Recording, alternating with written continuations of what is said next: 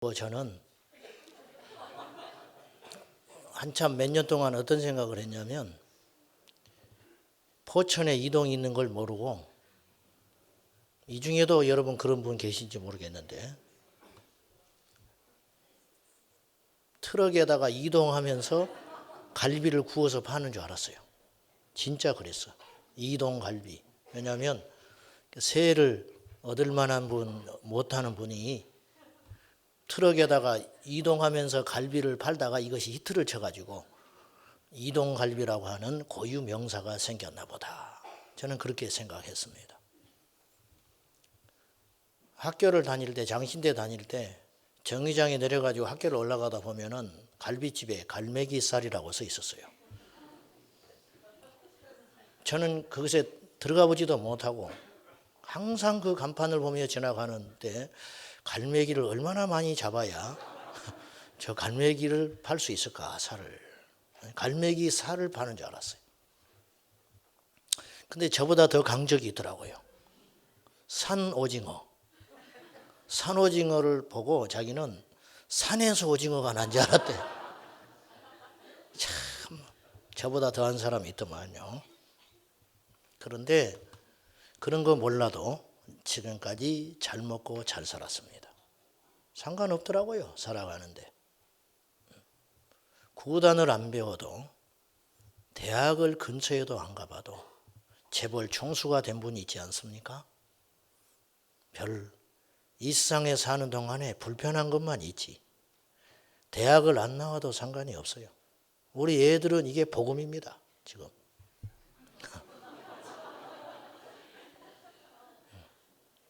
무슨 말인지도 못 알아들어, 멍청해서. 욕을 하는지 칭찬을 하는지 위로를 하는지 혼을 내는지 몰라요. 조금 불편하지요. 그런데 별것 없더라고요. 연세 드신 분들은 그걸 깨달아요. 좀 일찍 깨달았다면 훨씬 좋을 뻔했는데 너무 늦게 깨달아 버리는 거죠. 그런데요, 이 세상은 몰라도 되는 것이 있는가 하면 반드시 알아야 하는 것이 있습니다. 반드시. 자, 오해해도 되고 몰라도 되는 것도 있는가 하면 오해해서는 안 되고 반드시 알아야 하는 지식이 있더라. 영생은 유일하신 참 하나님을 아는 것이다. 하나님을 알아야 영생 얻어요. 하나님을 안다는 것은 알아도 되고 몰라도 되고 또 설령 조금 잘못 알아도 된다, 천만에 그렇지 않습니다. 언제부터인가 십자가는 기독교의 상징물이 되었습니다. 2000년 역사, 기독교 역사 가운데 십자가는 더 화려해지고 더 고상해지고 더 보편적이 되고 교회들마다 십자가가 다 걸려 있습니다. 옛날에는 빨간 십자가만 있더니 요새는 흰색 십자가도 나타났습니다. 이렇게 십자가가 세상의 흐름에 따라 변화무쌍하게 달려왔습니다. 그런데 십자가의 의미는 점점 퇴색되고 있습니다. 십자가는 이렇게 많은데 정작 그 십자가 아래에서 예배하는 믿음의 공동체는 십자가를 모르는 듯 싶습니다. 오늘 우리가 알고 있는 십자가와 우리가 지금 생각하고 있는 십자가와 2000년 전 초대 교회 성도들이 생각했던 십자가는 완전한 차이가 있습니다. 이 차이는 너무너무 커서 상상할 수 없을 만큼 이 땅의 신앙인들이 잘못 믿고 있습니다. 우리 예수님은 누가복음 9장 23절에서 이렇게 말하셨습니다. 또 무리에게 이르시되 아무든지 나를 따라오려거든 자기를 부인하라. 자기 십자가를 져라. 그리고 날마다 나를 쫓아라. 우리가 다 압니다. 그런데요, 보십시오. 여기서 핵심이 뭐냐? 무리에게 말씀하셨다는 거예요. 무리. 그리고 어느 날 사람들이 이렇게 모여 있는데 예수님이 뒤를 딱 돌아보시더니 무리를 일컬어서 이렇게 말하시는 거예요. 아무든지, 선교사 아닙니다. 목사 아닙니다. 교회 오래 다닌 사람 아닙니다. 죽기를 각오하고 예수님을 따르겠다고 전 재산 던져버린 사람 아닙니다. 무리에게 아무든지 너희가 나를 따라오려거든 자기를 부인하고 십자가 지고 나를 따라와라. 그러면 그 당시 예수님이 말하는 십자가를 지라라고 하는 의미와 오늘 우리가 십자가를 진다는 말은 어떤 차이가 있을까요? 2000년 전에 예수님께서 십자가를 지라 할 때 이 십자가는 죽으라 그런 뜻이에요. 죽으라. 어떻게 알 수 있느냐? 누가복음 9장 24절에 연이어서 주님이 이렇게 말하셨어요. 누구든지 제 목숨을 구원하고자 하면 잃을 것이요 누구든지 나를 위하여 제 목숨을 잃으면 구원하리라. 목숨에 대한 이야기를 해요. 십자가는 죽고 사는 문제라는 거예요. 십자가를 진다는 건 고생길이 아닙니다. 오늘 우리는 고생한다 생각해요. 믿지 않는 남편 만나가지고 30년 동안 핍박받으면서 예수 믿었습니다. 교회 간다는 소리도 못하고 친구 만나러 간다 하고 친구 예시장 간다 하고 그러면서 교회에 왔습니다. 몰래 헌금했습니다. 몰래 교회에 와서 봉사했습니다. 그러면서 새벽기도 때 와서 하나님께 기도하기를 주여 내 십자가입니다. 그렇게 우리가 흔히 이야기해요. 무슨 말인지는 알아요 우리가. 그러나 그건 틀렸다는 거예요. 그 정도가 십자가가 아니라는 거예요. 건강하지 못한 자식이 태어나가지고 평생 그 아이 수발하느라고 평생 짊어지고 살아가. 이것을 사람들은 십자가라고 생각합니다. 무슨 말인지는 알겠으나 이해는 되지만 틀렸다. 예수님이 2000년 전에 십자가 지라는 말은 그 정도 수준의 십자가를 말하는 게 아니다 이 말이에요. 죽어라. 죽을 각오 됐느냐? 그러고도 나를 따를 수 있느냐? 그렇게 말씀하신 것이다 그 말입니다. 마귀는 교회가 처음 생겨난 후에 예수 믿는 사람을 죽이고 괴롭히고 믿지 못하도록 시간과 환경을 빼앗아서 공격하면 교회가 무너질 줄 알았어요. 제가 볼 때는 그래요. 마귀가 그렇게 해서 공격했어요. 그래서 초대교회를 핍박했습니다. 사도들을 잡아다가 죽였습니다. 그러면 기독교가 없어질 줄 안 거예요. 교회가 사라질 줄 알았습니다. 웬걸 교회는 더 강력해졌어요. 300년 동안 이 공격을 하다가 마귀는 깨달았습니다. 이것이 안 통하는 것이구나. 결국 교회는 더 강력해졌고 어찌된 일인지 하나를 죽이면 둘이 믿는다고 나타나고 예수를 못 전하게 하면 못 전하게 할수록 예수님의 이야기는 점점 번져가니 마귀가 손을 들었습니다. 300년 만에 손들고 로마가 기독교 국가가 됐습니다. 이때부터 마귀는 깨달았던 것 같아요. 이거 건드려서는 안 되는구나. 전략을 바꾸자. 그때부터 마귀는 교회를 풍요롭게 하기 시작했습니다. 그때부터 교회는 믿는 사람들이 많아지게 됐습니다. 이때부터 교회는 유력한 사람들이 교회 안에 몰려들기 시작했습니다. 교회는 성전을 갖게 됐고 교회는 돈을 갖게 되었고 교회는 유력한 사람들로 넘쳐나게 됐습니다. 그랬더니 스스로 멸망했습니다. 그리고 하나를 빼앗아 버렸습니다. 십자가의 복음을 빼앗아 버렸습니다. 여러분, 교회가 마지막으로까지 지켜야 할 것이 있다면 무엇이겠냐 이거예요. 목사를 지켜야 하겠습니까? 목사 없어도 예배드리는데 부족함 없어요. 그냥 필요하니까 있는 존재예요. 제가 없어도 우리 교회 끄떡 없어요.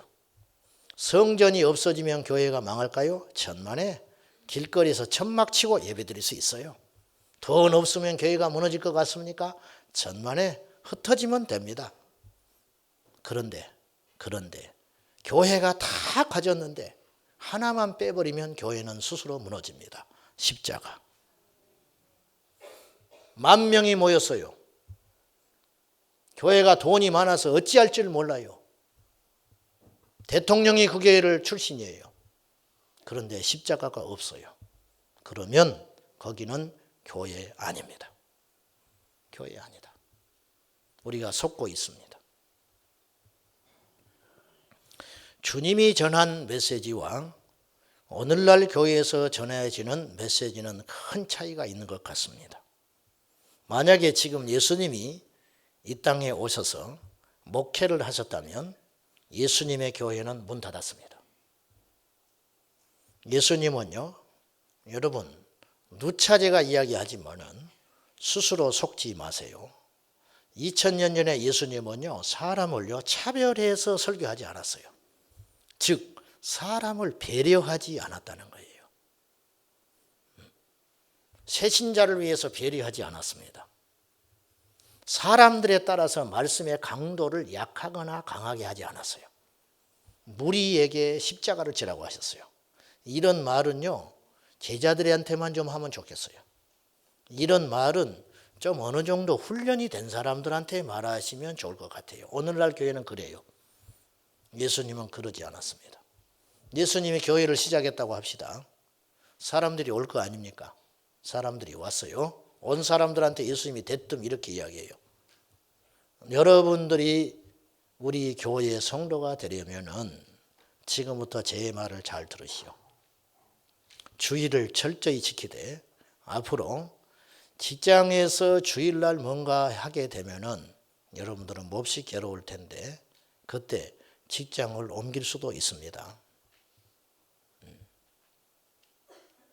철저히 11조를 드려야 하겠습니다. 어렵다 해도 드려야 하겠습니다.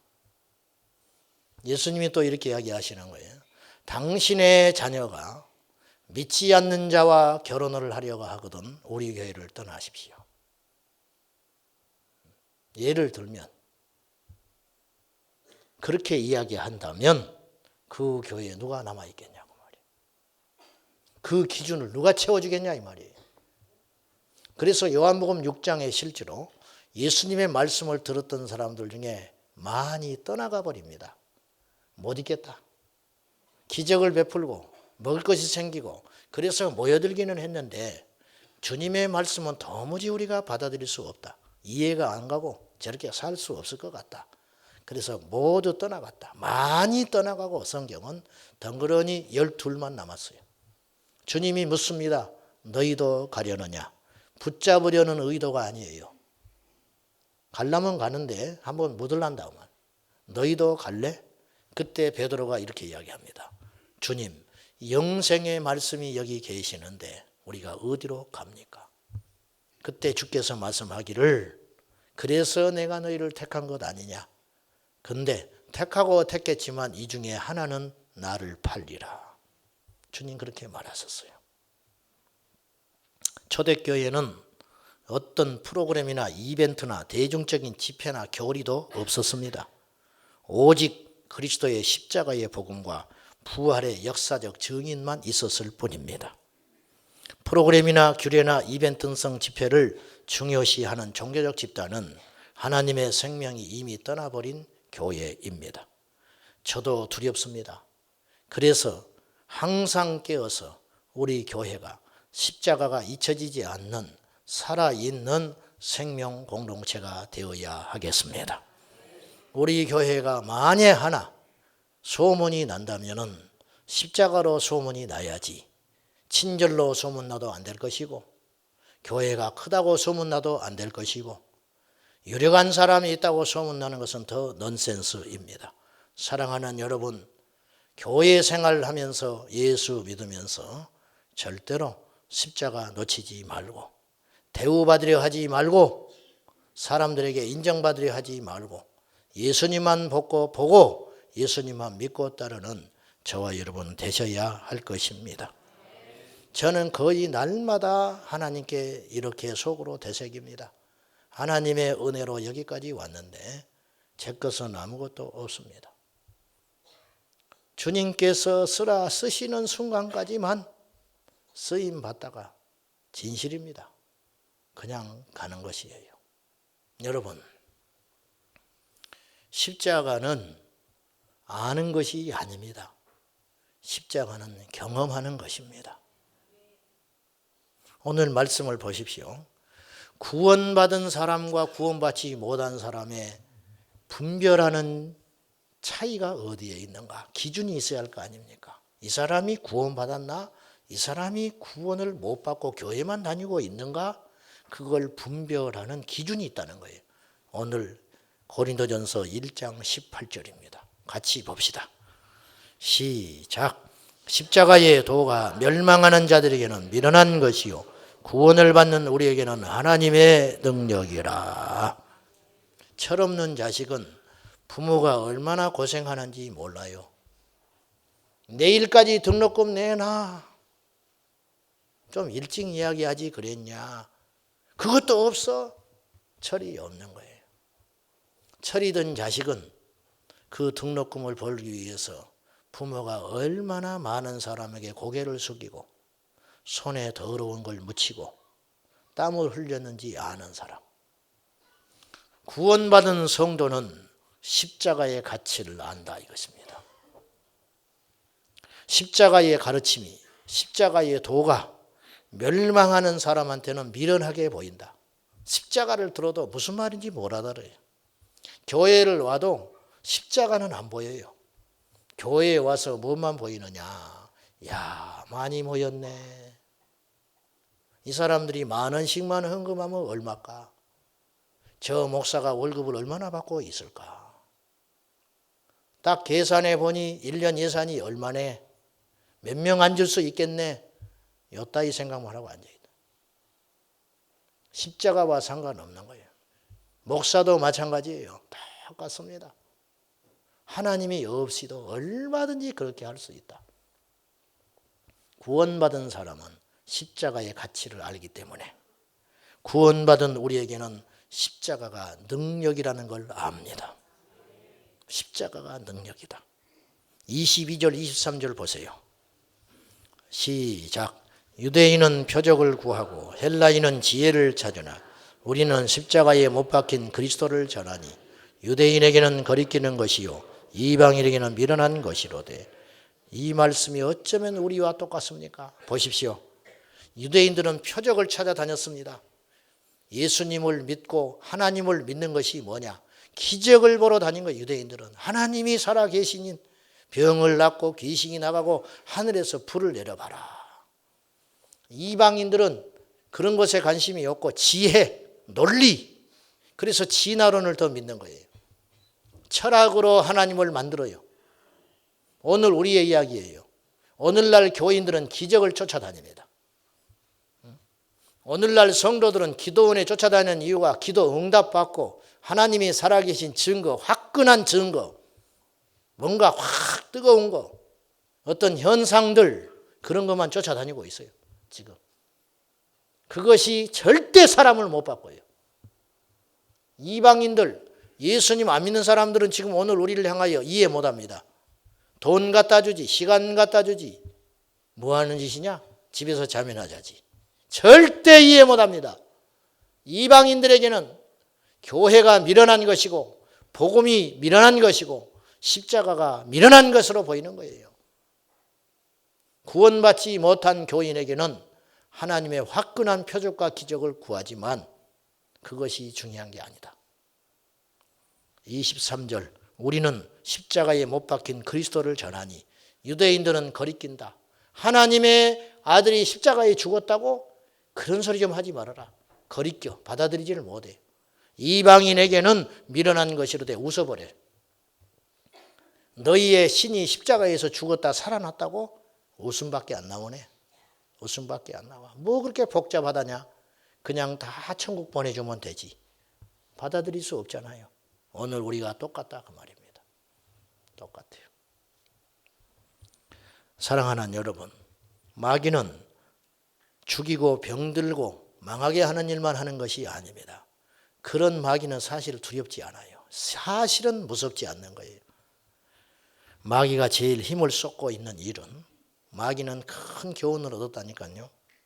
우리의 시야를 흐리게 해서 가치 없고 세상적인 일에 열심을 내면서 그리 살다가 십자가의 복음을 잊어버리고 살다가 마지막 하나님의 심판대 앞에서 피를 흘리고 이를 갈고 후회하도록 만드는 일을 하고 있다는 거예요. 여러분이 교회를 다니시는데 무엇을 들었습니까? 지금까지. 여러분의 기도는 무슨 기도를 하고 있습니까? 여러분이 성경 공부를 많이 하시고 여기저기 사방 말씀의 진리를 쫓아다니는 분도 계실지 모르겠는데 무엇을 찾아서 그렇게 헤매이고 계십니까? 십자가. 십자가의 피 묻은 복음을 만나지 않으면 여러분은 하나님과 상관없는 자입니다. 사랑하는 여러분, 십자가를 지키십시오. 십자가를 자랑하십시오. 십자가를 전해야 하고 우리 후대에 십자가를 남겨주십시오. 루마니아가 공산정권일 때 소련의 위성국가로서 그쪽이 전부 루마니아, 체코 이런 나라들이 한때 소련의 위성국가였지 않습니까? 그리할 때 루마니아에서 지하교회를 이끌던 존 오로스 목사는 진정한 구원과 제자의 길에 대하여 다음과 같이 말을 했습니다. 공산정권 시절 때 나는 예배를 드리고 복음을 전하면 지하교회에 모여든 사람들이 너도 나도 그리스도인이 되겠다고 나섰다. 그때 나는 그들에게 말했다. 잘했소. 그런데 여러분이 지금 예수를 믿으려고 한다면 치러야 할 대가도 있다는 걸 생각하십시오. 그렇게 말하면 여러 명이 다시 자리에 앉았다. 끝까지 믿겠다고 하는 사람들을 데리고 3개월 정도의 교육을 시켰다. 교육을 시킨 후면 이 사람들이 다 같이 이렇게 말했다. 우리에게 세례를 베풀어 주시오. 그러면 나는 이렇게 말했다. 잘하셨소. 그런데 이 세례를 받고 여러분의 이름을 명부에 기록하게 되면은 여기 숨어있는 첩자들이 여러분의 이름을 상부에 보고해서 내일부터 고달픈 삶이 시작될 것이요. 그래도 세례를 받겠소. 그리하면 몇 명이 앉고 몇 명이 세례를 받겠다고 했다. 세례를 받을 때 이들은 울었다. 세례를 마친 이들에게 나는 말했다. 기독교는 편한 길이 아닙니다. 이제부터 여러분은 직장에서 쫓겨날 줄도 모르고 친구들의 배신을 당할 줄도 모르고 여러분의 자식을 잃을 수도 있습니다. 그래도 끝까지 남겠소. 그리하면 몇 명이 남았다. 그 서서히 얻어진 소수의 사람들이 루마니아의 십자가의 증인이 되었다. 그렇게 이야기했어요. 죄송한 이야기지만 저는 여러분을 보면 믿음직스럽지가 않습니다. 저는 여러분을 보면 몹시 불안합니다. 우리 젊은 애들 보면 불안합니다. 저들 안에 예수가 있을까? 십자가를 알고 있을까? 성질머리 하나 고치지 못하는 저들이 예수 믿는다고 할 수 있을까?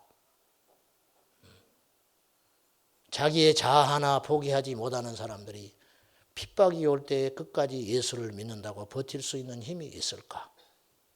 베드로처럼 장담할 수 있습니다. 다 주를 버릴지라도 나는 주를 버리지 않습니다. 장담은 할 수 있습니다. 그러나 지킬 수 있는 힘이 있어야 버틸 것 아닙니까? 사랑하는 여러분, 잘 생각해 보세요. 예수님을 따르는 것이 무엇인지를 잘 생각하십시오. 하나님이 여러분을 하늘 끝까지 높이실 수도 있어요. 그때 자랑하지 마시오. 여러분을 저 땅바닥에 집어 던져놓고 발로 뭉개버릴 수도 있어요. 그때 슬퍼하지 마세요. 여러분을 큰 부자로 만들어서 5대양 6대지를 누비면서 그런 일을 할 수 있을 수도 있습니다. 그때도 자랑하지 마세요. 가난케 되어 남에게 돈을 빌리러 다닐 수도 있을지 몰라요. 그때도 절망하지 마세요. 왜냐? 그런 것들은 다 이 땅에서 지나가는 것이니까. 아무 우리하고는 상관이 없습니다. 할렐루야. 초대교회는 그렇게 살았어요. 근데 오늘은 그렇게 살지 않아요. 목사가 너무 높아져 있어요. 사람들이 너무 높아져 있어요. 예수님이 없는 거예요. 교회에 오면. 사업하는 것 같아요. 사업. 깜짝 놀란다잖아요. 세상 사람들이. 교회와 세상이 똑같다는 거예요. 지역 따지죠. 선거철 되면. 네? 저 사람이 왜 저렇게 갑자기 목사님이 저렇게 칭찬을 하나? 헌금을 많이 하는 사람이더라. 그 사람이. 어느 날 혜성과 같이 등장해서 장로가 됐어. 보니까 목사님 차를 사줬대. 요따오 짓들이 교회 안에서 일어나고 있어요. 예수님의 십자가를 내려버려야 돼요. 예수님의 십자가가 어디 있습니까 지금? 중국에서 지금 중국에 있는 교회들이 십자가를 떼어요. 공산주의자들이. 그 십자가는 내릴 수 있을지 몰라요. 그러나 우리 심장 안에 있는 십자가는 뺏기지 마십시오. 그 십자가를 지키십시오. 기도하겠습니다. 하나님, 주님을 따르는 길은 결코 영광의 길이 아닌데 이 땅에서 승부를 벌이는 자들이 너무 많습니다. 이 땅에서 망하는 것도 망하는 것이 아니고 이 땅에서 잘 되는 것이 잘 되는 것이 아니거늘 우리는 속고 있습니다. 아버지, 이왕지사 잘 되는 것이 망하는 것보다는 낫겠지만은 그것이 결코 구원이 아니라는 것 깨닫게 하여 주셔서 먹든지 마시든지 죽든지 살든지 나는 죽고 예수님 살아서 내 몸에서 그리스도가 존귀케 되게 하여 주옵소서. 예수님의 이름으로 기도하옵나이다. 아멘.